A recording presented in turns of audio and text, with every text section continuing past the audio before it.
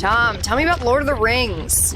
Okay, so basically, you know how Game of Thrones had cool sword fights and pretty people doing bedroom kissing with their brothers and sisters? All kinds of politics and drama and intrigue. Ooh, I love Game of Thrones. Okay, we'll get rid of all of that and replace it with short guys with hairy feet, conversations about breakfast, and haunted jewelry. Yeah, that's not great. Does it at least have magical creatures like dragons and elves and whatnot? Of course it does. What am I, a jerk? Nobody's saying you're a jerk. What am I, some sort of a jerk that spins a fantasy yarn without any dragons and elves and whatnot? That's not what I'm saying, Tom. Good.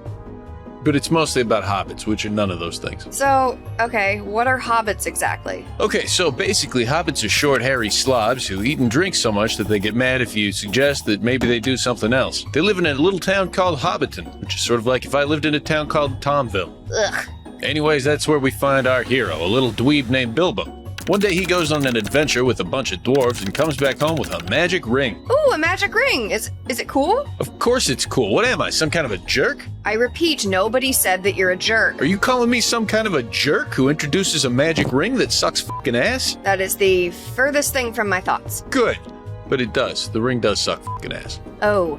Yeah, like it turns you invisible. Okay. It's like how sniffing model glue makes you feel awesome at first because you're invisible, but then later you feel all doinked up. I'm sorry, what? So anyway, Bilbo's got this ring and he loves that thing. He spends a lot of time staring at it and petting it like it's some kind of a new bottle of model glue or something. Tom, I think we might need to have a conversation. Then one day Bilbo's old wizard buddy shows up and crawls up Bilbo's ass about the ring being bad for him like he's the model glue police or something, and Bilbo does what any of us would do. He gives it to his least incompetent relative and tells him to go get rid of it. Okay, that doesn't sound so bad. By chucking it into a giant volcano. Why a giant volcano? Because of how evil and powerful the ring is. But wait, doesn't it just turn you invisible and make you gross? Yeah, and maybe it murders everyone in the world. To be honest, I was never really clear about that part.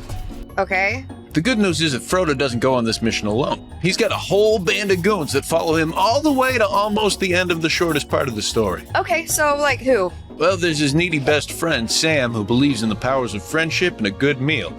And their two burnout buddies, who also suck. Great. And then there's 5 more guys. Explicitly and exclusively guys. Well, you've got the Ranger. Now, he's dirtbag sexy. He never, ever showers, and also he's the heir to the throne of an entire country, but he doesn't want it, because he's out here slamming hoes and breaking toes. Huh, I think I just matched with that guy on Tinder. Then there's the Elf, who's early 2000s boy band sexy, and he showers every single day to keep his wig nice and shiny. He has a natural rivalry with the dwarf because the dwarf is short and the elf is tall. So exactly like our natural rivalry. You get it. Anyway, Ned Stark is also there. Oh, I know him. You sure do. Ooh, does he get killed pretty much immediately? What am I, a jerk? Oh, sick. And then there's also the wizard who started all this in the first place. Oh, Dip, the wizard helps him throw the haunted jewelry into the volcano? Yes. Awesome. What kinds of magic wizard powers does he have? Well, he can make a rock light up, he talks to bugs, he can blow sweet smoke rings when he's getting high, then he falls down a hole and dies. Oh. Yeah, but don't worry, he gets better. Okay, so who do they fight? Who wants this dumb ring anyway? Evil Dark Lord, Sauron.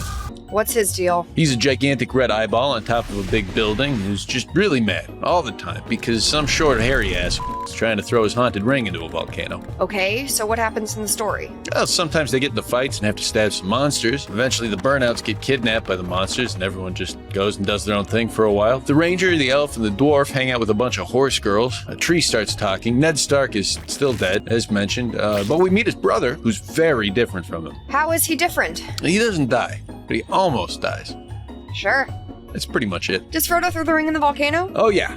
Yeah, but he almost doesn't. Because the ring is so evil, Frodo is kind of like, maybe I shouldn't do the thing that I spent the last 3 years of America's life trying to get done. Stupid Piece of shit. And there's also this little smelly guy who's following him around. He also really wants the ring. So at the last second, when it looks like Frodo's gonna bail on the whole thing, the smelly guy goes and bites his finger off, and then he falls into a volcano with the ring and dies. Pretty sure it's a metaphor for how power can corrupt all of us. Wow. Yeah, and the only way to fight corruption is to throw bad people and stuff into volcanoes. Or maybe it's just about how yummy fingers are, or how you shouldn't do a World War I, or I don't know. All I know is that when push comes to shove, the real secret is to do like Bukowski told you, find what you love and let it turn you invisible.